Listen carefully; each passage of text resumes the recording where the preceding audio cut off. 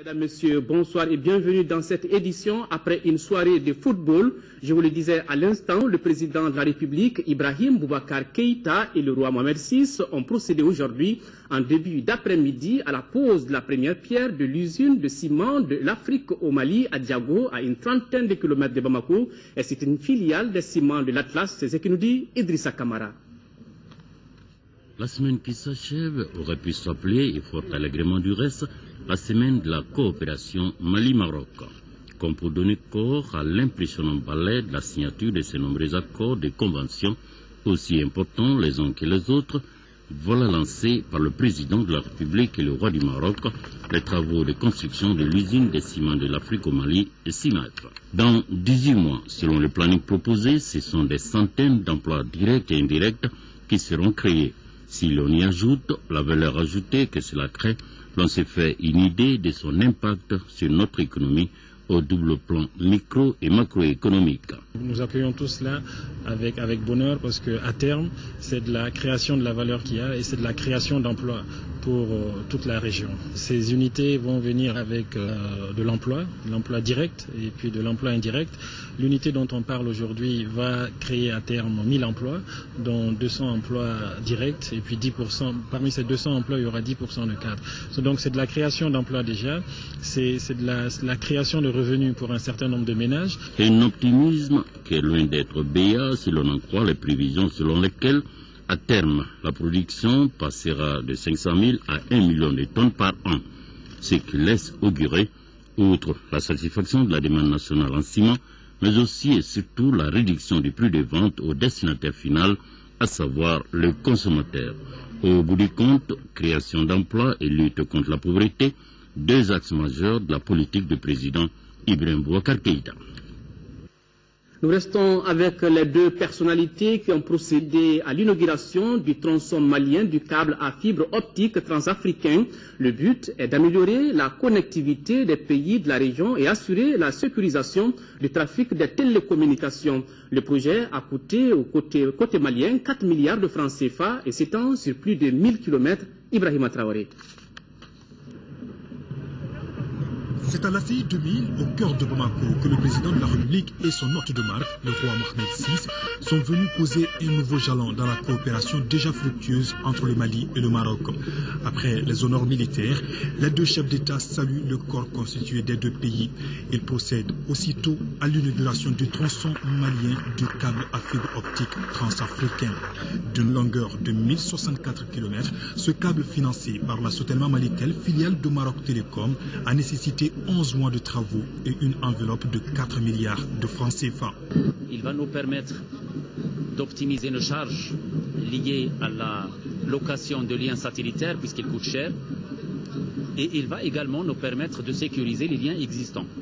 Mais la particularité de ce nouveau lien, c'est qu'il a une capacité énorme. Il va nous permettre de pratiquement multiplier la capacité actuelle d'à peu près plus de 10. Et ça vient en renforcement de tous les projets que nous sommes en train de mener au sein du ministère et du gouvernement. Vous savez, on a 3 projets qui concernent la fibre optique, un projet chinois, un projet coréen et un 3e projet financé par la Banque mondiale. Donc toutes ces infrastructures contribueront certainement dans les mois à venir à augmenter le débit Internet. Ce projet fait partie du câble à fibre optique transafricain qui relie le Maroc, la Mauritanie, le Mali, le Burkina Faso et le Niger sur 5698 km. Il a coûté 13 milliards de francs CFA.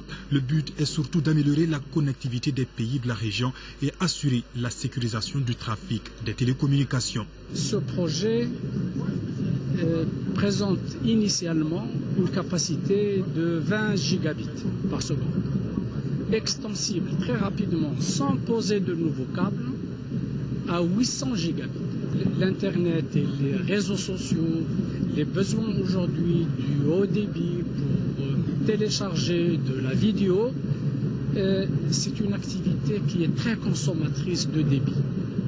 Et donc définitivement, des câbles de grande capacité de la sous-région vont permettre de faire face aux besoins futurs. Lorsque vous regardez la carte, c'est un certain nombre de zones enclavées, je mets cela entre guillemets, que nous allons contribuer à désenclaver. Vous voyez la première région du Mali, prenez Nioro, Djema Yilimani, beaucoup de ressortissants maliens à l'étranger habitent ces régions et la disponibilité de la fibre dans ces zones va permettre non seulement une fluidification de la communication, ce qui en soi une bonne chose, mais vous savez très bien que lorsqu'il y a la communication, ça peut générer beaucoup d'autres affaires, beaucoup d'autres petits métiers et beaucoup d'emplois. La mise en place de ce câble à fibre optique transafricain devra donc répondre à la forte croissance des besoins en haut débit de la bande passante internationale. Coopération Mali-Maroc toujours, cérémonie de signature aujourd'hui d'une convention d'intention entre notre pays et le groupe Alliance Banque du Maroc. Cette convention est relative à la réalisation de plusieurs logements sociaux et des travaux de génie au bénéfice de l'armée malienne. Compte rendu, Mariam Sagara. Cette signature entre nos deux pays va permettre de bien loger les militaires dans les casernes sur toute l'étendue du territoire. Ils seront décemment logés au camp aussi bien qu'en dehors. À l'occasion de cette visite, un rapprochement a été fait pour la réalisation de logements de tout type, mais notamment de logements sociaux pour les militaires, mais aussi la réalisation d'infrastructures, des casernements, et tout type d'infrastructures qui seront concernées par notre accord définitif. Ce projet de construction de logements et d'infrastructures vient s'ajouter à celui des 800 qui seront réalisés par la CIFMA. Cette convention d'intention va toucher plusieurs domaines pour le renouvellement des casernes. Il se trouve que nos besoins dans ce domaine sont des besoins extrêmement importants. À l'occasion du 20 janvier déjà, nous avons posé la première pierre du premier programme de logements sociaux pour les militaires.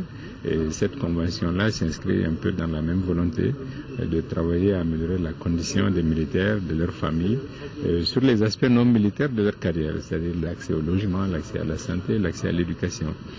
Et dans la mise en œuvre de la future convention, nous aurons comme partenaire le groupe, la Banque Centrale Populaire du Maroc à travers sa filiale malienne.